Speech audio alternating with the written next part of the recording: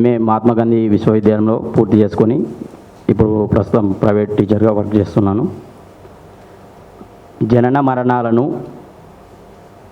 ఒకే రోజు రాసుకున్న అల్లిశెట్టి ప్రభాకర్ గారి జయంతి వర్ధంతి నేడు.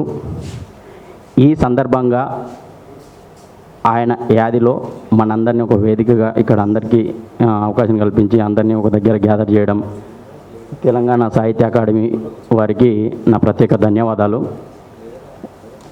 నేను రాసుకున్న కవిత అండర్లైన్.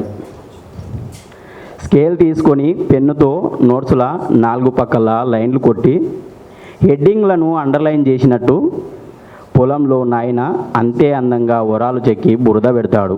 పొలంలో నాయన అంతే అందంగా వరాలు చెక్కి బురద పెడతాడు. రోజు స్కూల్లో మన హ్యాండ్ రైటింగ్లకు గుడ్ వెరీ గుడ్ పడినట్టు అడ్డదిడ్డంగా పెరిగిన చేనంతా కలుపు తీసి సాలని బాలు దువ్వినట్టు చేసిన అమ్మకు ఒక ప్రోత్సాహక బహుమతి ఉంటే బాగుండు.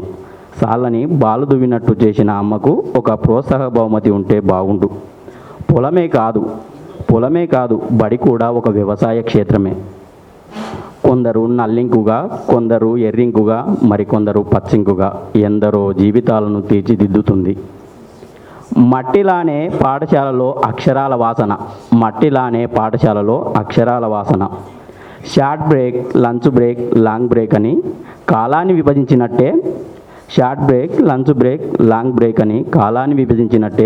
చేన్ల కాడ పొద్దు సమానం పనిచేసే రైతుల కోసం టైం టేబుల్ ఉంటే బాగుండు. ధన్యవాదాలు.